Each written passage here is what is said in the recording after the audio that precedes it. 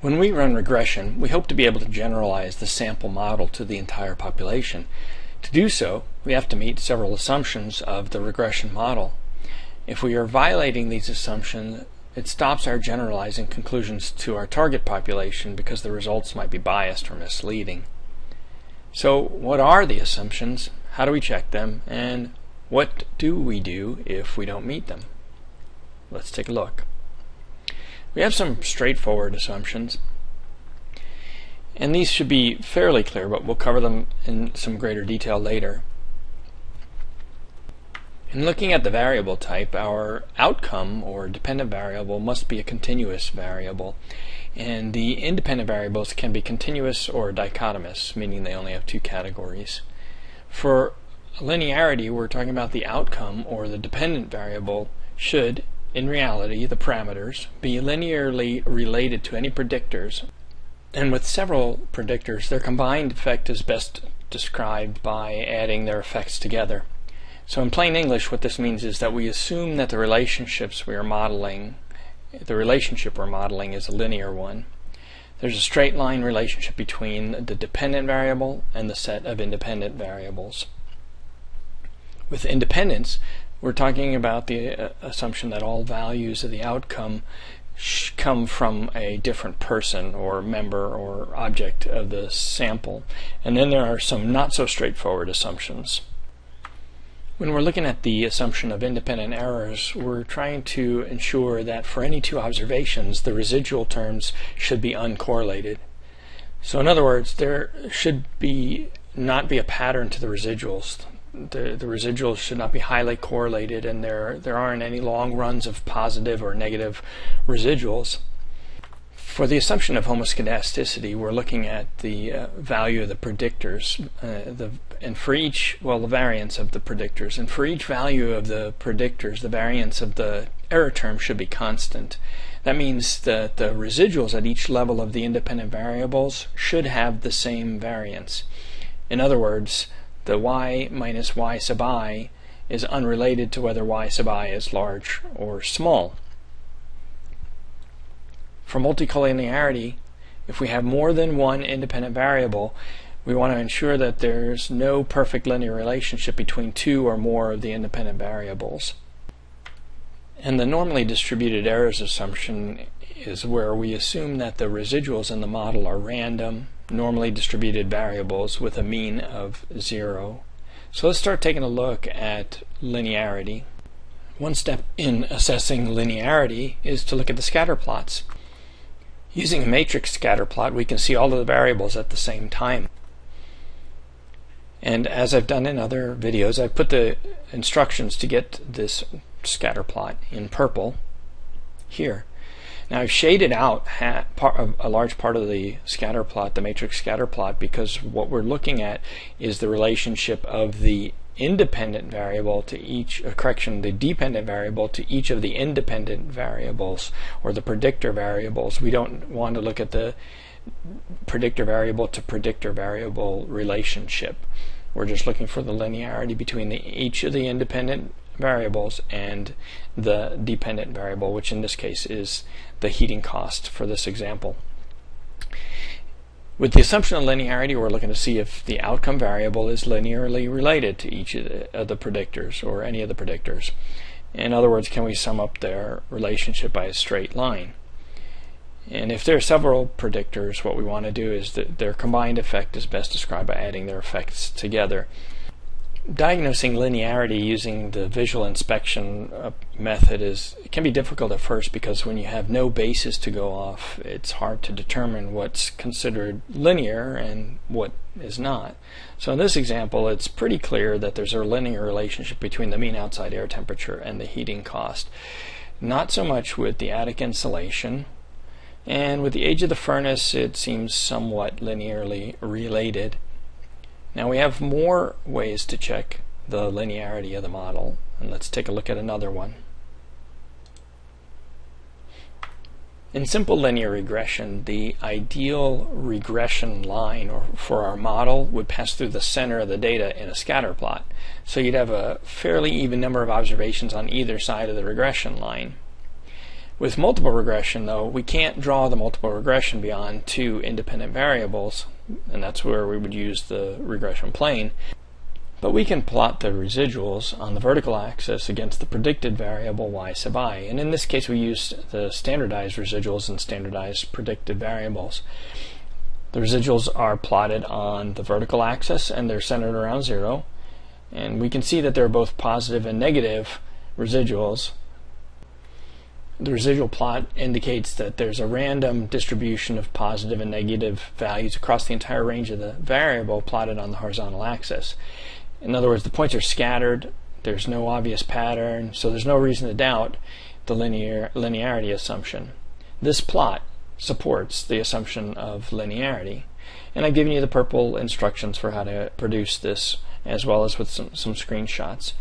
In the green box, I've shown some instructions for remedial measures when we violate this assumption.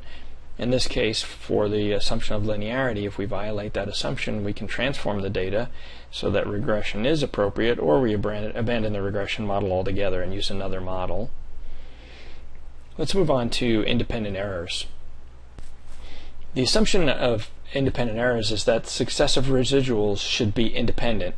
That means there's no pattern to the residuals. The residuals aren't highly correlated, and there are no long runs of positive or negative residuals. When the successive residuals are correlated, we refer to this condition as autocorrelation.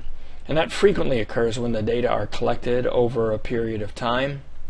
If you look at the plot on the left, there's a run of the residuals above the mean of the residuals, followed by a run that's below the mean of the residuals.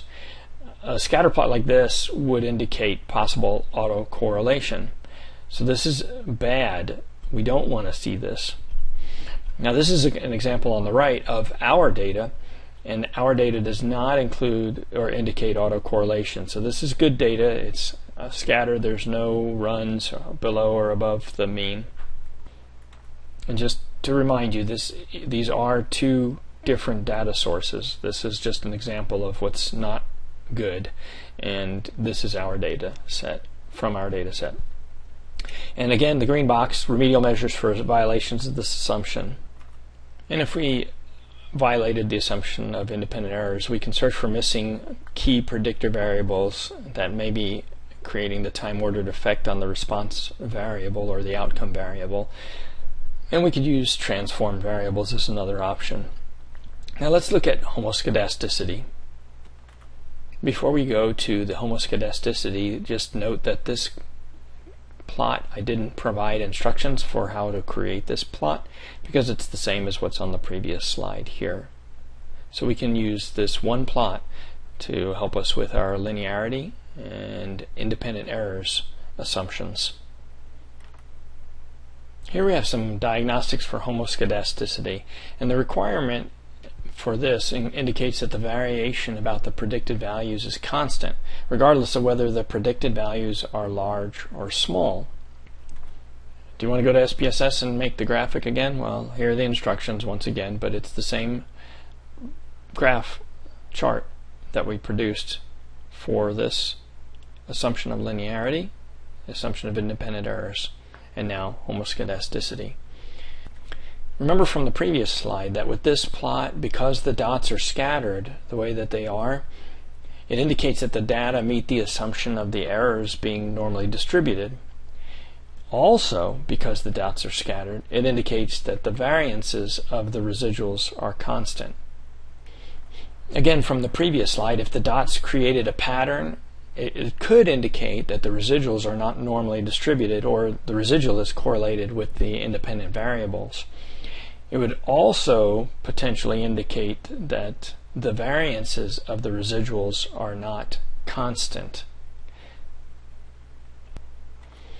This is usually not considered to be too much of a problem if we violate this assumption, but if we do have remedial measures for violations of this assumption, so we can transform the data so that regression is the appropriate statistical analysis to perform, or the appropriate model, or we can use weighted least squares regression, which we're not going to cover in this video.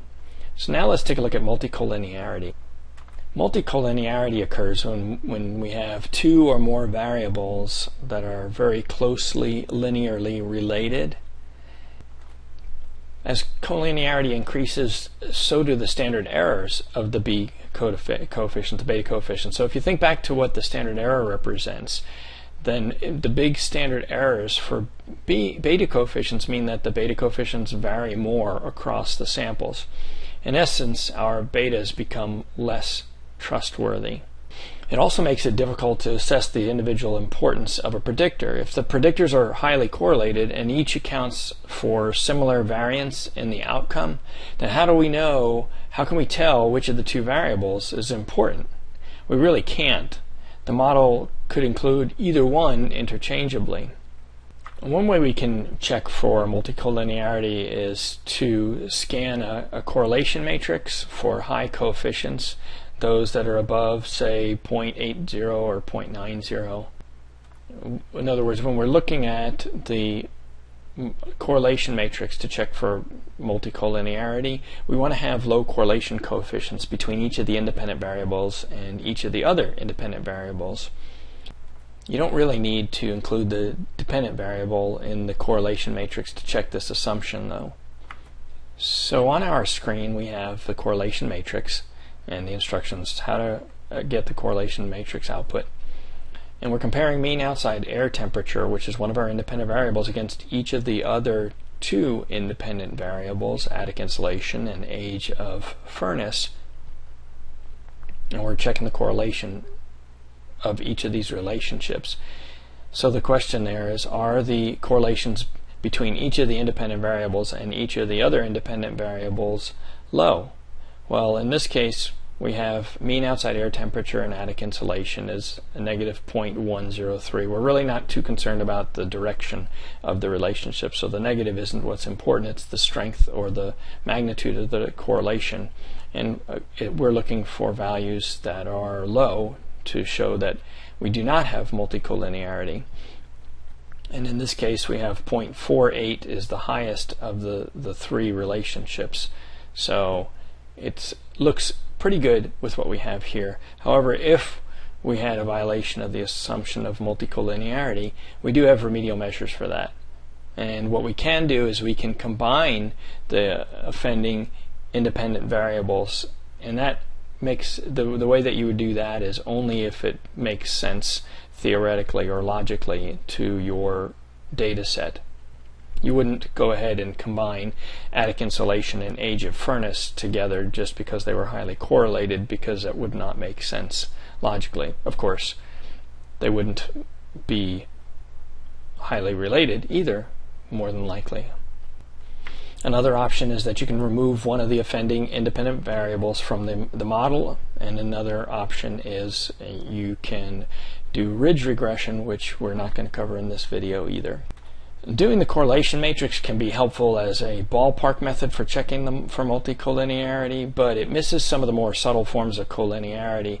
So with SPSS, we can check using what are called variance inflation factors and tolerance values.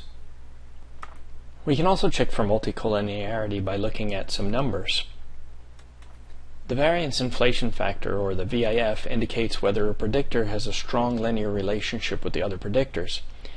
Generally speaking, and this is a heuristic, we want a variance inflation factor that's less than 10 and an average variance inflation factor for all of your independent variables that's not substantially greater than 1.0. If you calculate out the average variance inflation factor for our data set, we come up with a 1.213. If you calculate the reciprocal of the variance inflation factor for mean outside air temperature, you'll get 0.759, which you notice is our tolerance value. So 1 divided by 1.318 equals 0.759. Not exactly sure why SPSS provides both of those numbers, but the reciprocal of the variance inflation factor is the tolerance value, and yet there's another heuristic out. As a rule of thumb, if you have tolerances below 0.2, it's an indicator that you have a potential problem. Now in the lower right hand corner here, you can go ahead and expand these on your slide, not on the video, but if you have the original slide set you can. These are some other measures that are useful in discovering whether predictors are dependent and that the SPSS calculates, but we're not going to be using those. And you can, these are when we select the collinearity statistic, and they're the eigenvalues of the scaled uncentered cross products matrix, condition indexes, and the variance proportions. Just making you aware that they are out there. Now let's take a look at normally distributed errors. But I'll first provide you this one reference slide for the variance inflation factor in case you're interested in looking a little bit deeper into the variance inflation factor and how it's calculated. You can take a look at that here. I'll leave it up for just a second, but if you're watching the video, go ahead and pause the video if you want to read through it. By now this plot should look familiar to you. We've been using it a couple of times. When we're looking at normality, what we're looking for is that because the dots are scattered, it indicates that the data meet the assumption of the errors being normally distributed. If the dots created a pattern, it could indicate that the residuals are not normally distributed. And if we have a violation of the assumption of normally distributed errors, then we will go ahead and transform the data. It's important to note here that sometimes people get confused when we're checking the assumption of normality. We're not checking to see if our data points are normally distributed. We're checking to, in other words, our independent variables and our outcome variable. We're not checking that. We're checking to see if our errors are normally distributed. Let's take another look at normally distributed data, or the normally distributed errors diagnostics. Again, I've given you instructions for how to produce this. This is the normal PP plot, and we've talked about that in class, but here we'll show it again. And we have in purple the instructions how to do that with some screenshots as well. We also have the histogram showing here with the normal distribution line overlaid over our data set. And that can help you as you gain experience in recognizing whether a data distribution is normal or not. So to be sure that the inferences we're making in the global and individual hypotheses tests are valid, and you remember those from the multiple regression video, I hope, we evaluate the distribution of the residuals. If the dots are generally following the diagonal line on the PP plot, and the residuals generally follow the normal distribution in the histogram, it indicates that the residuals are normally distributed. One final point about normally distributed residuals. Remember, the residuals, or the error terms, are supposed to be normally distributed. The independent variables do not have to be normally distributed. And for this example, our data set is not very large, but generally we're following the diagonal line on our PP plot, even though there are some exceptions to that. So this looks pretty good. Now let's take a look at putting all of this together, all of our checks together at once. Here, listed all in one place, are the steps to produce the output we've gone over during this session. The red text indicates the output that you should expect to see once you take these steps that are in purple. You'll have to pause the video, but because we're going to move on, so let's briefly take a look at each output again. In our first set of instructions, we created the matrix of scatter plots here. And what we're looking for is we're checking to see if each of the independent variables appears to be linearly related to the dependent variable. In this case, heating cost is our dependent variable. Now, you do not have to you won't get the output with the shaded cover on it. It'll look like this up here. I just put the shaded part on there for an example, or to shield the other variables so that you get to see just what we need to see. So keep that in mind. You could also look at it from the perspective where you're blocking this part and you just read across the top. That's the same mirror image essentially of what we have down in here, just like we have when we have a correlation matrix. Going back to our instructions, we have the second set of instructions here to create the correlation matrix, and we have the correlation matrix output right here.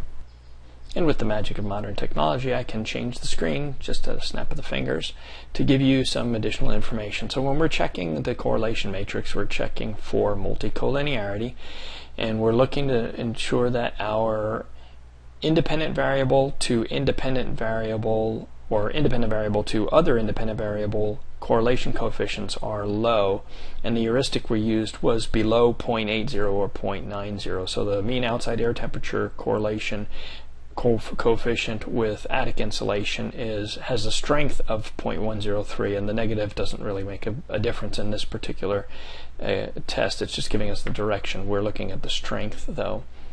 So do you remember the other approach to using numbers to check for multicollinearity?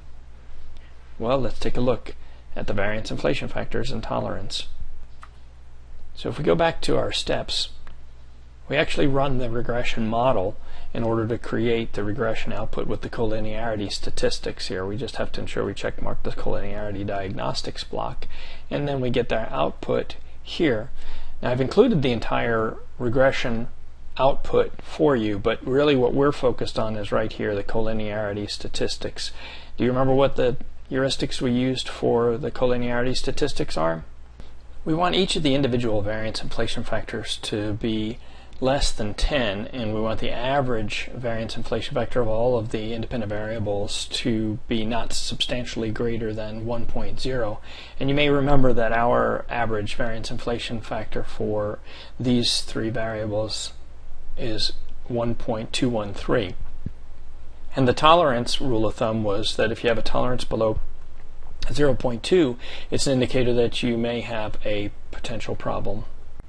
Let's go back up to the slide that shows us our putting it all together, and we see here that we have, in addition to creating the regression output and the collinearity statistics, if we go into our plot section here, we'll be able to create our y minus y sub I plot, or in other words our residuals plot, a histogram, and a PP plot, and we'll take a look at that output right now. So here we're checking the following. We're checking for the independence of errors, we're checking for homoscedasticity, and we're checking for the normally distributed errors. We can do that all from these three charts here. In our normal distribution plot here, we're plotting our standardized residual, and it looks fairly normal. We're looking at the PP plot, and it looks fairly normal. Again, we don't have a very big N for this. And in our regression plot of the regression standardized predicted value versus the standardized residual, we're looking to ensure that there's no clustering, there's no pattern above or below the line, which would imply a autocorrelation potential, and then we want to make sure there's not following a pattern.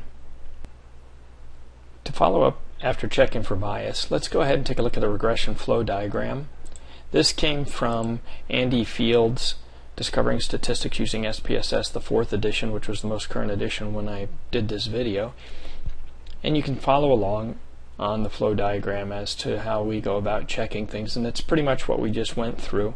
And you can pause your video if you'd like, but the next slide will be a little more revealing in that you'll have the same flow diagram, and this is a good reference page for you, but I've put in here as the steps for SPSS to produce the different diagnostics that you're going to perform in here. And that's all we have for this video. I hope you enjoyed it.